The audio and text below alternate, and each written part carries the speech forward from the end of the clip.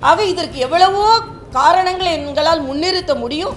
அதனால் நிச்சயமாக அவர் இன்று இருந்திருந்தால் நிச்சயமாக ராமர் கோயிலுக்கு சென்று சாமி கும்பிட்டு விட்டு இந்த ராமர் கோயில் எங்களது கனவு இது நிறைவேற்றப்பட்டிருக்கிறது என்று சொல்லுவார். எதிர்க்கிறோம் சொன்ன திராவிட முன்னேற்ற கழகத்தை சார்ந்தவர்கள் எத்தனை பேர் ராகு காலத்திலையும் யமகண்டத்திலையும் போய் நாமினேஷன் தாக்கல் செஞ்சாங்க என்று சொல்லட்டும். அதனால அவங்க சொல்வது எல்லாமே போலி மதவாதம். உள்ளூர் செய்திகள் உங்கள் விரல் நுனியில் படிக்க பார்க்க பரவசப்படுத்துகிறது king 24x7 app. Download king 24x7. இல்லை, எனக்கு அந்த ஃபீலிங்லாம் ஒன்றுமே இல்லைங்க. நான் ரொம்ப மகிழ்ச்சியாக இப்போது தாய் வீட்டுக்கு திரும்பி வந்த சகோதரி போல் எங்கள் அண்ணன் கூடயும் தம்பி கூடயும் உட்கார்ந்துருக்கேன் நான். அதனால் எனக்கு அதில் ஏன்னா அப்படி கவலைப்படக்கூடிய அளவிற்கு தமிழக மக்கள் எங்களை வைக்க மாட்டார்கள் என்பதில் அது எனக்கு ரொம்ப தெளிவாக இருக்கேன் நான். அதனால் அது மாதிரி நாங்கள் சிந்திக்கிறதெல்லாம் இல்லை.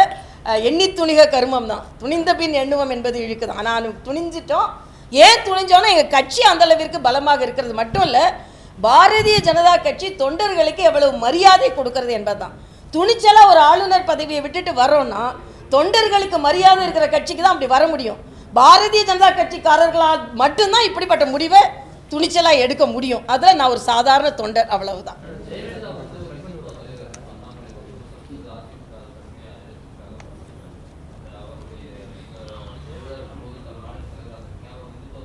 நிச்சயமாக சொல்கிறேன், அவர் ஒரு இந்து மதம் மீது மிக ஆழ்ந்த நம்பிக்கை கொண்ட ஒரு இந்துத்துவ தலைவர் தான்.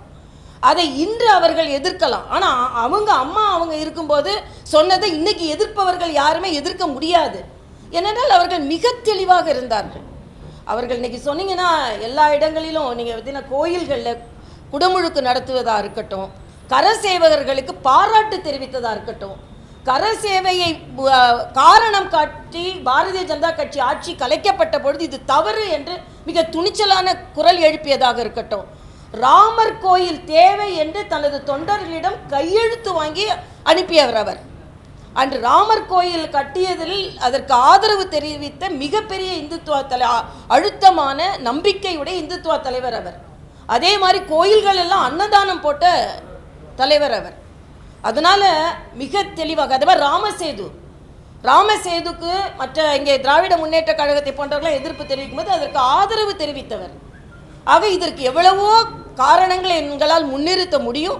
அதனால் நிச்சயமாக அவர் இன்று இருந்திருந்தால் நிச்சயமாக ராமர் கோயிலுக்கு சென்று சாமி கும்பிட்டு விட்டு இந்த ராமர் கோயில் எங்களது கனவு இது நிறைவேற்றப்பட்டிருக்கிறது என்று சொல்லுவார். ஏனென்றால் அப்படி சொல்வதற்கான அடித்தளம் இருக்கிறது.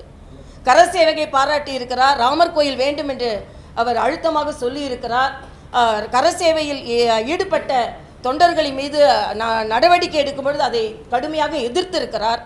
அதனால் எங்களது நிச்சயமான நம்பிக்கை மரியாதைக்குரிய ஜெயலலிதா அவர்கள் இன்று இருந்திருந்தார்கள் என்றால் நிச்சயமாக ராமர் கோயிலுக்கு சென்று அவர் ராமனை கும்பிட்டு விட்டு நமது இந்தியாவின் பல நூறாண்டு கனவு நனவாகி இருக்கிறது என்ற கருத்தை பதிவு செய்திருப்பார் என்பது எங்களது அழுத்தமான.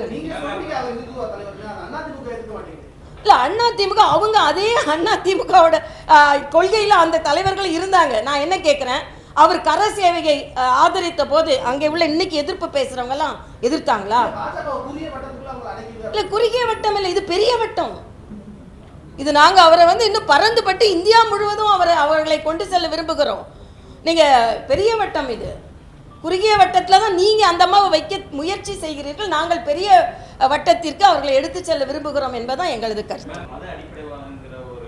இல்லை, அதில் அவங்க புரிதலே தப்புன்னு சொல்கிறேன். இல்லை, அவங்க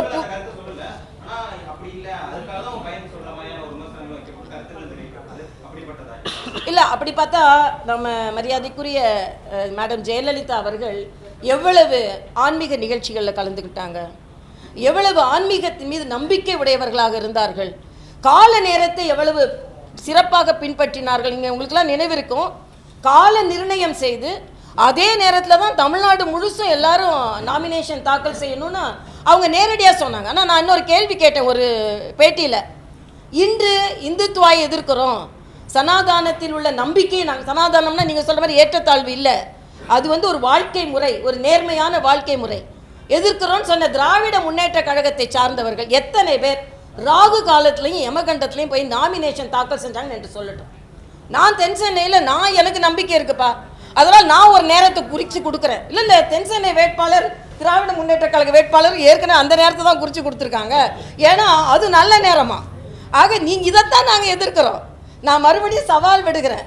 எல்லாரும் நல்ல நேரம் தான். இப்போ அதில் 2-3 நாள் இருக்குது. நாங்கள் என்னைக்கு போட்டோமோ அன்றைக்கி தான் போட்டி போட்டு அவங்கெல்லாம் செய்யணும். நாங்கள் நேரடியாக சொல்கிறோம், நாங்கள் இந்து மதத்தை பின்பற்றுகிறோம், எங்களுக்கு மத நம்பிக்கை இருக்கிறது, எங்களுக்கு இந்து மதம்னு இல்லை, எங்களுக்கு ஆன்மீக நம்பிக்கை இருக்கிறது என்பட்ட எங்களுக்கு சிறுபான்மை மக்கள்லாம் எங்ககிட்டையும் வேட்பாளர்களாக இருக்கிறாங்க.